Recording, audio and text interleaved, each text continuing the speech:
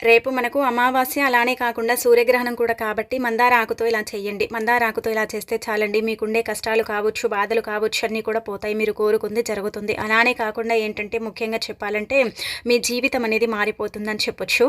అలా కాకుండా ఇంకొకటి ఏంటంటే గనక మందార ఆకుకు అతీత శక్తి ఉంటుందండి. చాలా పవర్‌ని కలిగి ఉంటుందన్నమాట. అందుకే మందార ఆకుతో మీరు ఏది చేసుకున్నా కానీ మీకు బాగా కలిసొస్తుందని శాస్త్రాల్లో చెప్పబడుతుంది. మనకు నార్మల్‌గా ఏంటంటే రేపు మంగళవారంతో కూడి అమావాస్య వస్తుంది. అలానే కాకుండా సూర్యగ్రహణం కూడా ఏర్పడుతుంది. అయితే ఈ గ్రహణం సాయంత్రం అంటే మధ్యాహ్నం 3:26 ప్రారంభమై రాత్రి 8 గంటలకు ముగిస్తుందన్నమాట. అయితే ఇది మన భారతదేశంలో కనిపించదు. షష్టగ్రహ కూటమిలో ఈ గ్రహణం ఏర్పడుతుంది కాబట్టి ఎంతో కొంత ఎఫెక్ట్ అనేది ఉంటుంది. కావున ఆ సమయాలలో చిన్నపిల్లలు కావచ్చు, గర్భిణీ స్త్రీలు కావచ్చు ఇంట్లో నుంచి బయటికి రాకపోవటమే మంచిదని మనకు శాస్త్రాల్లో చెప్పబడుతుంది. వేద పండితులు కూడా ఇదే చెబుతున్నారు. కాబట్టి ఆ సమయాలలో కొన్ని జాగ్రత్తలు తీసుకోండి. అంటే గ్రహణం మనకు కనిపించదు కాబట్టి ఎలాంటి నియమాలు పాటించాల్సిన అవసరం అయితే లేదండి. ఇక తర్వాత ఇంకా మనకు తెలిసిందే కదా, అమావాస్య మంగళవారంతో వస్తుంది. వెరీ వెరీ పవర్ఫుల్ అండి. నిజం చెప్పాలంటే గనక చాలా శక్తివంతమైనది కాబట్టి మందారాకు పరిహారం అనేది తప్పక ఆచరించండి. మనము మందార చెట్టులో అతీత శక్తులు దాగుంటాయని మనందరికీ తెలిసిందే కదా. మందార చెట్టుని దేవతా వృక్షంగా పరిగణిస్తారు. మందార పూలు ఏంటంటే గనక పూజ కోసం ఉపయోగిస్తూ ఉంటారు. మందార ఆకులు ఏంటంటే పరిహారాల పరంగా ఉపయోగిస్తూ ఉంటారు కాబట్టి వాటిలో అతీత శక్తి, అతీంద్రియ శక్తి అనేది ఇమిడి ఉంటుందన్నమాట. అయితే అమావాస్య తిథిని బట్టి మనం ఏంటంటే మంగళవారం కూడా ఉంది కదండి. అందుకే మందారాకు పరిహారం చేస్తే భూములు కొనటం కానీ, లేదంటే కనుక మీ కోరికలు తీరటం కానీ, మీ కష్టాల నుంచి మీకు విముక్తి కలగటం కానీ ఇదంతా కూడా జరుగుతుందన్నమాట. మనం ఏంటంటే మందారాకే కదా దానివల్ల ఏం జరుగుతుంది అనుకుంటాం, కానీ దానివల్ల చాలా జరుగుతాయండి. ఆకు ప్రకృతి నుంచి లభిస్తుంది, దైవానుగ్రహాన్ని కలిగి ఉంటుంది, మన జీవితాన్ని మార్చేస్తుందని చెప్పొచ్చు. కాబట్టి తప్పకుండా మందారాకు పరిహారం అయితే చేసుకోండి. రేపు సమయం సందర్భం అంటూ ఏమీ లేదు. ఎప్పుడు చేసినా కానీ ఫలితాలు అయితే రావటం మీరే మీ కళ్ళతో చూస్తారు. ఇక ఆ తర్వాత ఏంటంటే కనుక అమావాస్య కదండి, ఉదయాన్నే లేవండి, శుచిగా స్నాన కార్యక్రమాలు చేసుకోండి. చాలామంది కూడా ఇక్కడ ఏంటంటే కనుక అమావాస్య కదా తలస్నానం చేయకూడదండి అనుకుంటారు. కానీ అలా కాదండి. అమావాస్య రోజు ఖచ్చితంగా తలస్నానం చేయాలండి. అలా స్నానం చేస్తే మన దరిద్రం పోతుంది, మనకుండే ఇబ్బందులు పోతాయి, అన్ని రకాలుగా కూడా బాగా కలిసి వస్తుంది. మనం మానవులం కదండి, తెలిసి తెలియక ఎన్నో తప్పులు చేస్తాము, పాపాలు చేస్తూ ఉంటాం కదా, అవన్నీ కూడా ఆ నీటి ద్వారా పోతాయి.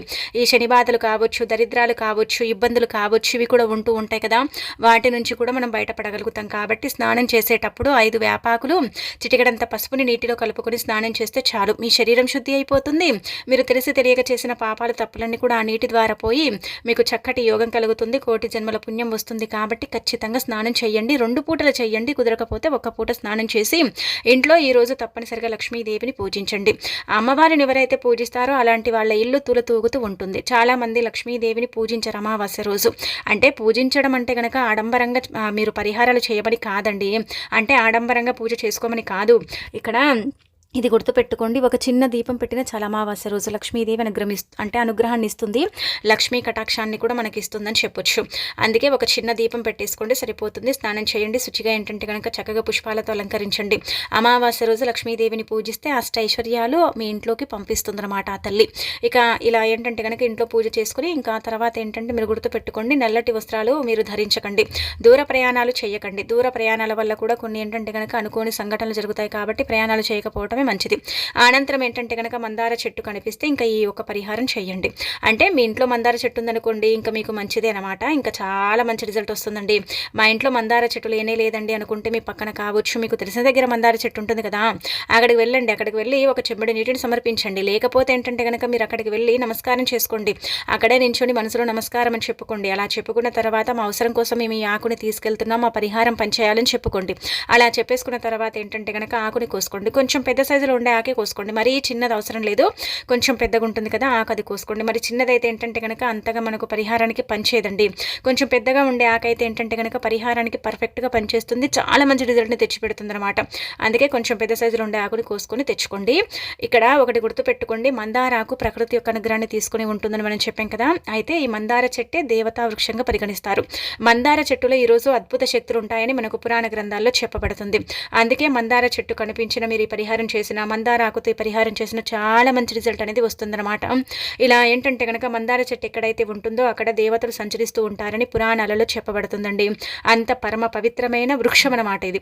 ఇలా ఒక మందారాకుని కోసుకొచ్చుకున్న తర్వాత అందులో ఎర్రపప్పు ఉంటుంది కదా, ఆ ఎర్రపప్పుని ఒక స్పూన్ తీసుకోండి, కొంచెం అంత బెల్లం తీసుకోండి, ఒక చిన్న నిమ్మకాయ సైజ్ అంత బెల్లం తీసుకోండి, ఒక స్పూన్ ఎర్రపప్పు తీసుకోండి. ఇక్కడ ఇది గమనించుకోండి, మీరు ఇది దేనికోసం చేస్తున్నారు, ఎందుకు చేయాలి, పరిహారం చేయటం వల్ల ఏం జరుగుతుంది, ఎలాంటి ఫలితాలు వస్తాయి, మీ జీవితం ఎలా మారుతుంది, ఇదంతా కూడా మీరు ఏంటంటే కనుక గుర్తుపెట్టుకోండి. కష్టాలు అధికంగా ఉన్నాయనుకోండి, పరిహారం చేయండి. అంటే ఇలా మీరు సంకల్పం చెప్పుకొని బెల్లము పప్పు పెట్టి ఇంకా తర్వాత మీ కష్టం ఏదైతే ఉంటుందో ఆ కష్టం గురించి చెప్పుకోండి. కష్టాలు ఏం పెద్దగా లేవు, కానీ చాలా వరకు కూడా ధన సమస్యలు ఉన్నాయండి అనుకుంటారు కదా, అలాంటి వాళ్ళు ధనం రావాలి, ఐశ్వర్యం కలగాలి, ఇబ్బందులు ఉండకూడదని చెప్పుకోండి. ఆ తర్వాత ఏంటంటే కనుక కోరికలు ఉన్నాయి, చాలా మందికి కూడా కోరికలు ఉంటూ ఉంటాయండి. కోరికలు అనేవి తీరవన్నమాట. కోరికలు తీరక బాధపడేవారు ఎందరో ఉన్నారు కదా.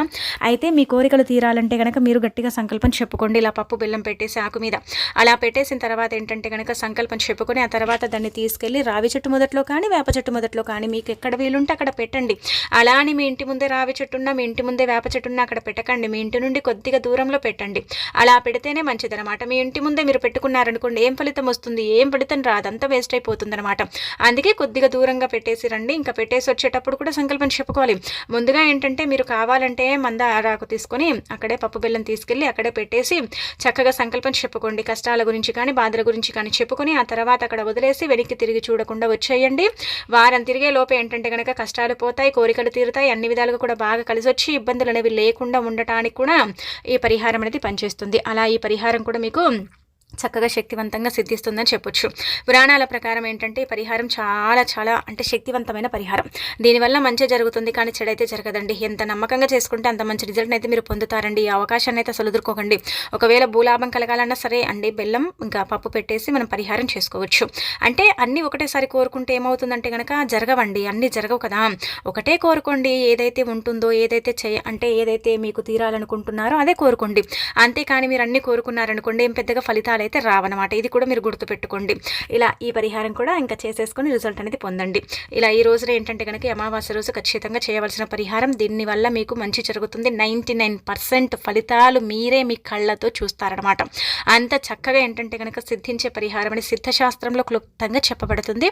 ఆచరించుకోండి. ఇక ఆ తర్వాత ఏంటంటే కనుక అమావాస్య కదా, అయితే ఈరోజు గోర్లు కత్తిరించడం కానీ, జుట్టు కత్తిరించుకోవటం కానీ, అలానే కాకుండా ఇంట్లో తల వీరబోసుకొని తిరగటం కానీ ఇలాంటివి చేయకండి. ఇంకా అనంతరం వచ్చేసి మన ఇంటి పరంగా మనకు బాగా కలిసి రావాలి, ఇంట్లో ఉండే దృశ్యశక్తులన్నీ కూడా బయటికి వెళ్ళిపోయి ఇంట్లోకి దైవశక్తి ప్రవేశించాలనుకుంటే కలబంద మొక్కతో ఈ పరిహారం చేయండి. అమావాస్య రోజు చాలా మంది కూడా కలబంద మొక్కతో పరిహారం చేస్తారని మనందరికీ తెలిసిందే కదా.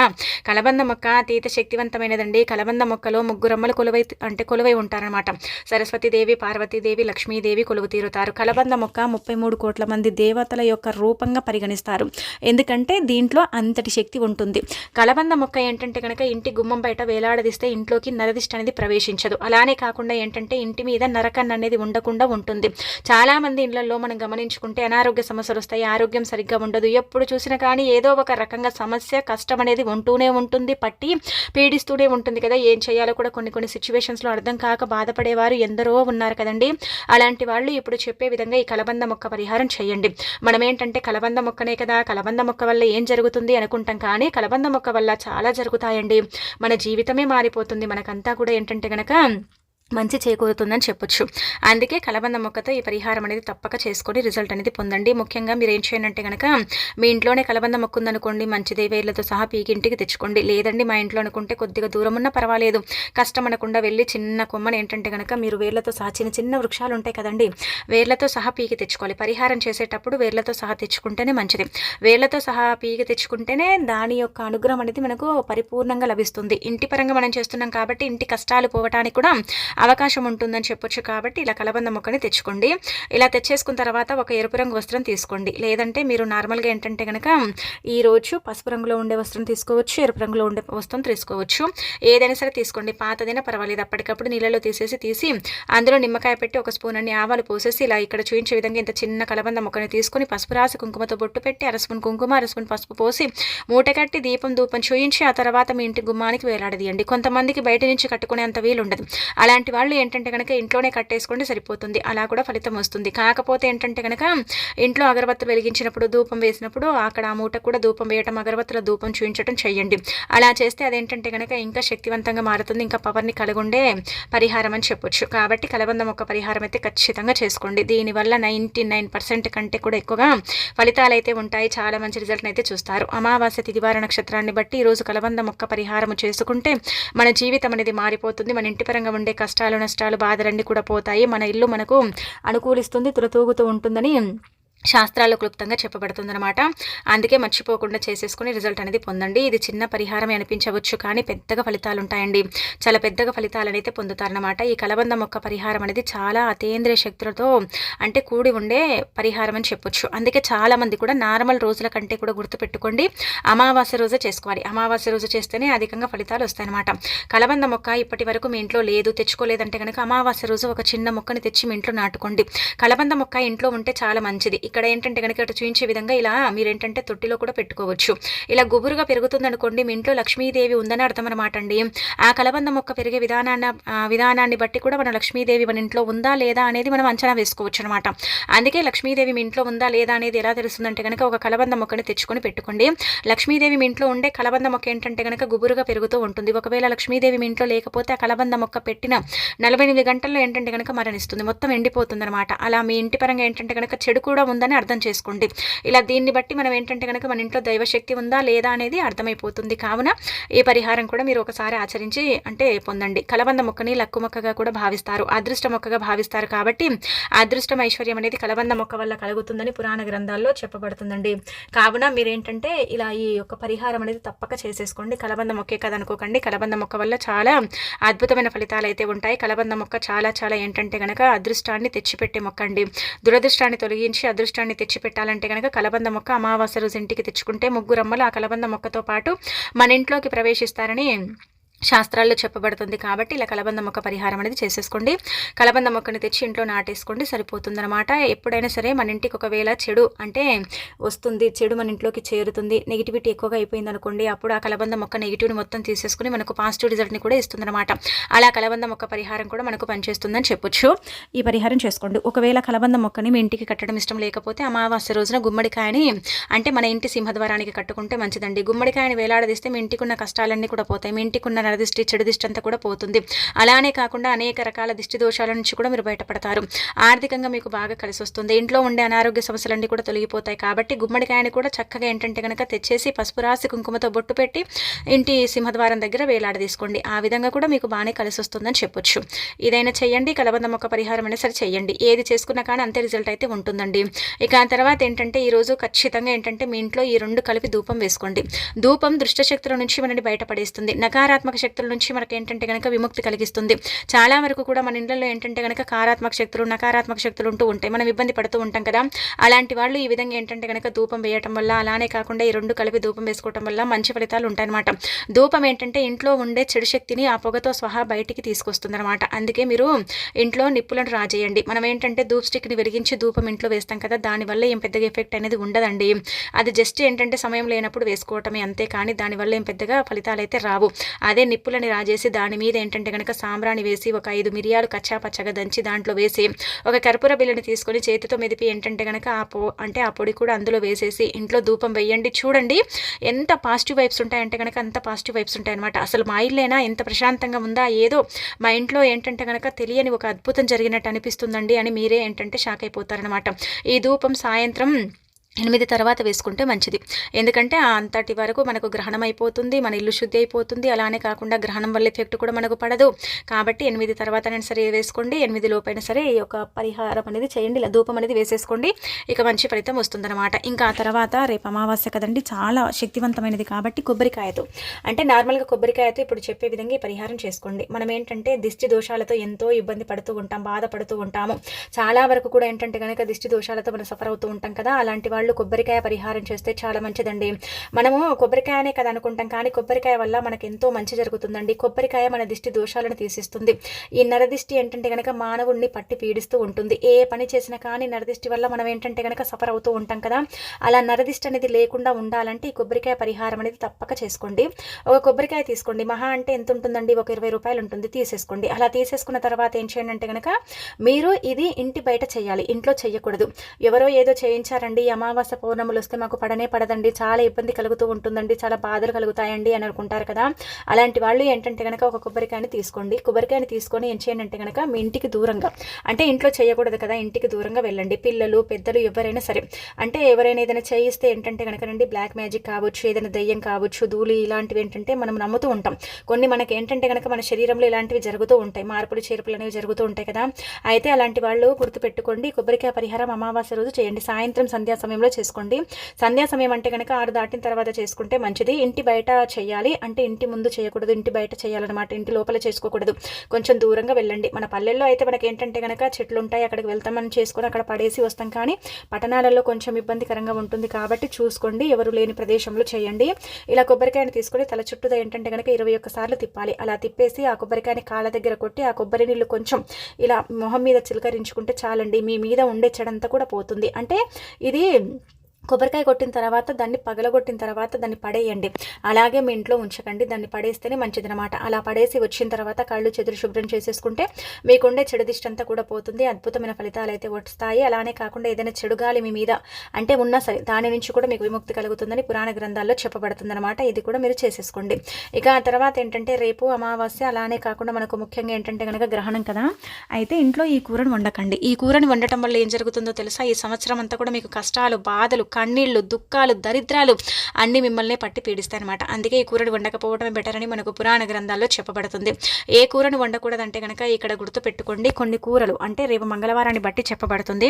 ఈ కూరలు వండటం వల్ల అప్పులు పెరుగుతాయి, ముఖ్యంగా అప్పులు పెరుగుతాయి, కష్టాల పాలైపోతారు. కోరి మీరే ఏంటంటే కనుక కష్టాన్ని తెచ్చుకున్న వారు అవుతారు. అందుకే ఈ కూరల్ని అవాయిడ్ చేయడమే బెటర్ అని చెప్పొచ్చు. ముందుగా వండుకోకూడని కూరల్లో టమాటా కూర అండి. టమాటా కూర కావచ్చు, టమాటా పచ్చడి కావచ్చు చేసుకోకండి. అప్పులు ఉన్నాయనుకోండి, కూర వండితే అప్పు పెరుగుతుంది, ఖచ్చితంగా అప్పులు తీరవు. ఇది మాత్రం మీకు అంటే బల్ల గుద్ది చెప్పడం జరుగుతుందన్నమాట. ఇది మనకు శాస్త్రాల్లో కూడా ఉందండి.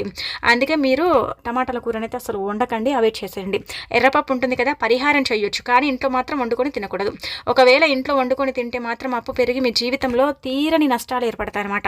ఇలా దీనికి కూడా దూరంగా ఉండండి. ఇంకా నాన్ వెజ్ జోలికైతే అసలు వెళ్ళకండి. ఈ పుట్టగొడుగులు కావచ్చు, పొట్లకాయ కావచ్చు, మష్రూమ్స్ కావచ్చు, పీతలు, రొయ్యలు, ఇంకా ఏవైనా సరే గుడ్లు, చేపలు ఏవైనా సరే తినకపోవటమే మంచిదన్నమాట. వీటిని కూడా మీరు అవాయిడ్ చేస్తేనే బెటర్ అనమాట అండి. అందుకే వీటిని కూడా మీరు దూరం పెట్టండి. ఇలా ఈ చిన్న చిన్నవండి మనకు తెలిసే ఉంటాయి, మనం ఏంటంటే కనుక చేసుకోము. మనకేంటంటే అంటే చేసుకోక ఇబ్బంది పడతాం కాబట్టి మనం చాలా వరకు కూడా ఈ చిన్న చిన్న తప్పుల వల్లనే మన జీవితంలో మనం చాలా కోల్పోతూ ఉంటాం, ఇబ్బందులు పడిపోతాం, బాధపడుతూ ఉంటాం. కాబట్టి అలా జరగకుండా ఉండాలన్నా, మంచి ఫలితాలు రావాలన్నా ఈ చిన్న చిన్న నియమాలు పాటించాలి. మీరేంటంటే రేపు బెండకాయ కూర ఇంట్లో వండి తింటే చాలా మంచిదండి, చాలా అద్భుతమైన ఫలితాలు వస్తాయి. బెండకాయ కావచ్చు, దొండకాయ కావచ్చు, దోసకాయ కావచ్చు, చిక్కుడుకాయ ఇలాంటి కూరల్ని వండుకోండి, కానీ ఇవి మాత్రం వండుకోకండి. గుమ్మడికాయ, నాన్ వెజ్, అలానే కాకుండా ఎర్రపప్పు, టమాటాల కూరని వండకూడదు. ఎర్ర క్యాప్సికం కూడా వండుకోకూడదు. ఇలా ఎరుపుకి ఏంటంటే కొంచెం దూరంగా పెడితే మంచిది. లేకపోతే ఏంటంటే కనుక మంగళవారానికి అధిపతి కుజుడు కాబట్టి కుజుడు మనం ఒక తప్పు చేస్తే మళ్ళీ మళ్ళీ మన చేత చేస్తూ ఉంటాడు, మనం అప్పు చేస్తే మళ్ళీ మళ్ళీ మన చేత చేస్తాడు. ఇలాంటి వంటలు వండుకొని తినటం వల్ల అయితే ఎర్రటి దుస్తువులు కూడా రేపు ధరించకండి. ఎరుపు కూడా ఏంటంటే కనుక ఒక రకంగా చెడే చేస్తుంది కదా, అందుకే ఎర్రటి బట్టల్ని ధరించకపోవటమే బెటర్ అని చెప్పొచ్చు. కాబట్టి ఎరుపు రంగు దుస్తువులకు కూడా దూరంగా ఉండండి. ఇలా ఈ చిన్న చిన్న జాగ్రత్తలు పాటించేసుకోండి, సరిపోతుంది. అమావాస్య రోజున కాలికి నల్లదారం అనేది కట్టుకోండి. నల్లదారం కాలికి కడితే నరదిష్టి పోతుందండి. చాలా మంది కన్ఫ్యూజ్ అవుతూ ఉంటారు కదా, ఏ కాలికి కట్టుకుంటే మంచిదండి అని. ఆడవాళ్ళు కూడా కుడి కాలికే కట్టుకుంటారు, కానీ పురాణాల ప్రకారం అంటే పురాణ గ్రంథాల్లో ఏం చెప్పబడుతుందంటే ఆడవాళ్ళు, స్త్రీలు నల్లదారం కుడి కాలికి కట్టుకోవాలి, ఎడమ కాలికి కట్టకూడదు. ఎడమ కాలికి కడితే ఏంటంటే కనుక మనకు జీవితంలో ఇంకా అంటే దుఃఖాలు పెరుగుతాయన్నమాట. అందుకే మీరు ఇంకా దిష్టిని పెంచుకున్న వారు అవుతారు. కాబట్టి ఆడవాళ్ళు కుడి కాలికి కట్టండి, మగవారు ఎడమ కాలికి కట్టుకోవాలి. అలా కడితేనే ఏంటంటే దిష్టి అనేది దరిదాపుల్లో కూడా రాకుండా పోతుంది. వెళ్ళిపోతుందన్నమాట. ఈ విధంగా మీరు అమావాస్య రోజు ఖచ్చితంగా దిష్టి దోషాలతో బాధపడుతూ ఉంటారు. కొంతమందికి నరదిష్టి ఉంటుంది, చెడు దిష్టి ఉంటుంది, కనుదిష్టి కూడా ఉంటుంది కదా. అయితే ఆ దిష్టి నుంచి మీరు బయటపడాలంటే ఖచ్చితంగా కాలికి నల్లదారం అనేది కట్టండి. నల్లదారం కట్టుకుంటే చాలా మంచిది. నల్లదారం అమావాస్య రోజు ధరిస్తే ఏంటంటే గనక మన దగ్గరికి దిష్టి అనేది తొందరగా రాదు, ఎఫెక్ట్ అనేది లేకుండా ఉండటానికి కూడా ఈ నల్లదారం అనేది పనిచేస్తుంది. ఏ చెడు అనేది మీ దగ్గరికి రాకుండా మిమ్మల్ని ఏంటంటే చక్కగా కాపాడుతూ ఉంటుంది నల్లదారం అనమాట. అందుకే నల్లదారం ఖచ్చితంగా కట్టేసుకోండి, సరిపోతుంది.